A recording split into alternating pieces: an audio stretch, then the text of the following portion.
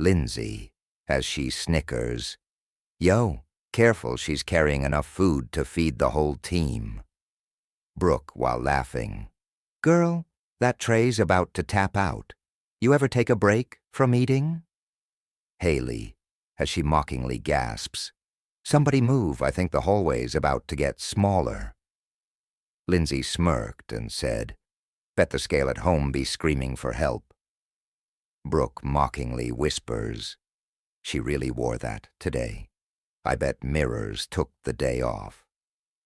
Their laughter echoed down the crowded hallway of Riverside High School, sharp and cruel like glass breaking.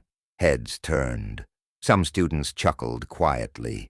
Others looked away, pretending not to hear. In the middle of it all stood Tasha Green, clutching her books, her face burning red as the laughter grew louder. She didn't say a word. She didn't have to. The pain in her eyes said everything. That was the moment it started, the moment no one would forget once her father walked through those school doors. It started on a warm Monday morning at Riverside High School in Atlanta. The hallways buzzed with laughter, sneakers squeaked across the floors, and lockers slammed shut. Among the crowd was Tasha Green, a quiet 16-year-old black girl with big glasses, round cheeks, and a shy smile. She walked with her head low, holding her books close to her chest. Most days she tried to blend in, but today that was impossible. Welcome to Silent Divide Tales. Make sure you like and subscribe because you don't want to miss tomorrow's story. As Tasha turned the corner, three girls, Lindsay, Brooke, and Haley, blocked her path. Hey, Hippo, going to eat lunch early again? Lindsay sneered, her friends laughing behind her. Tasha froze, clutching her bag tighter. She wanted to speak, but fear pressed her tongue down. Brooke snatched a notebook from her arms and flipped through it, tearing out a page. The laughter echoed through the hall like cruel music. Before we dive in deeply, let us know in the comments what country or which city you're watching this story from.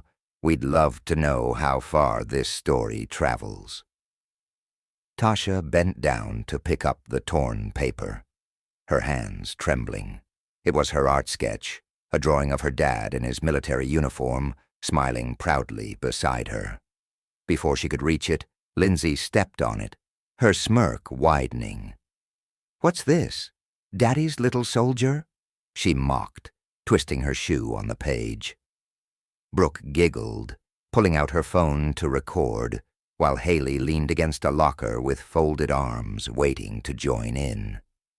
Lindsay, as she snickers, Yo, careful, she's carrying enough food to feed the whole team. Brooke, while laughing, Girl, that tray's about to tap out. You ever take a break from eating? Haley, as she mockingly gasps, Somebody move, I think the hallway's about to get smaller. Lindsay smirked and said, Bet the scale at home be screaming for help. Brooke mockingly whispers, She really wore that today.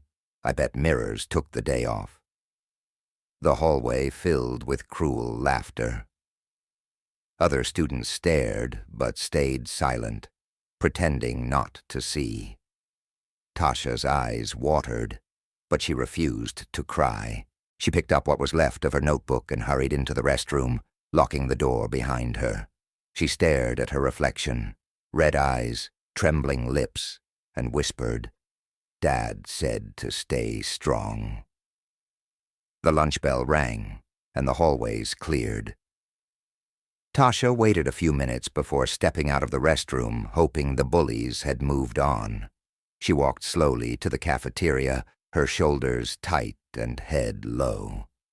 But as soon as she entered, she heard the same laughter again, that sharp, cutting sound that made her chest ache. Lindsay spotted her right away. Look who showed up. Thought you'd hide all day, she said loudly, making sure everyone heard.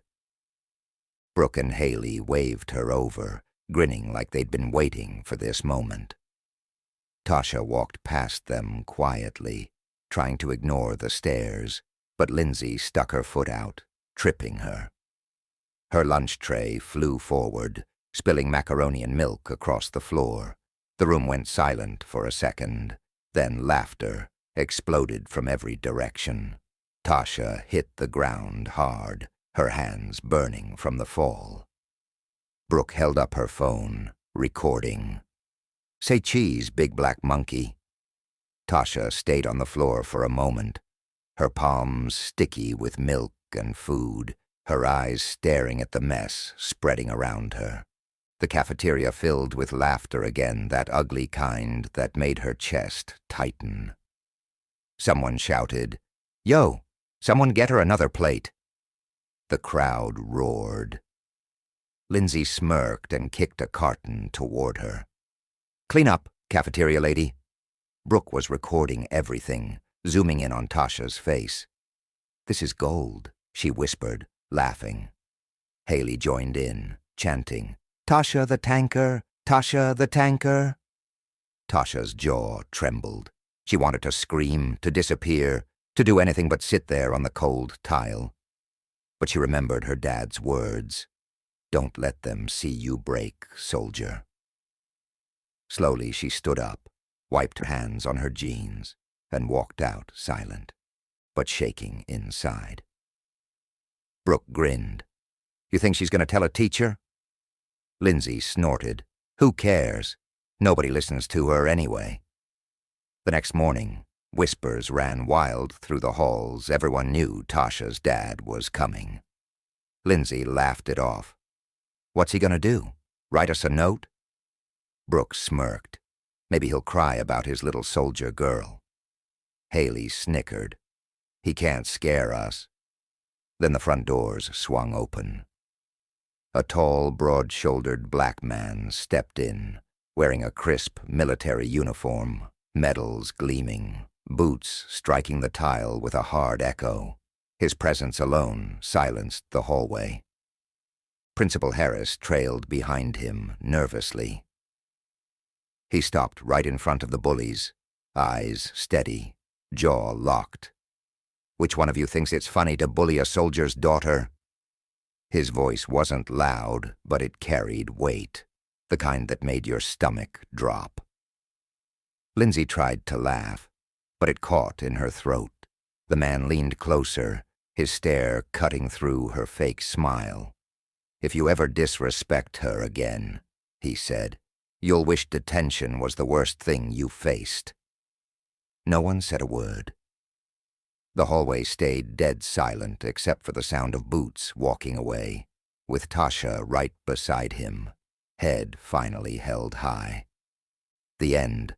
Please like and subscribe for more rich stories like this.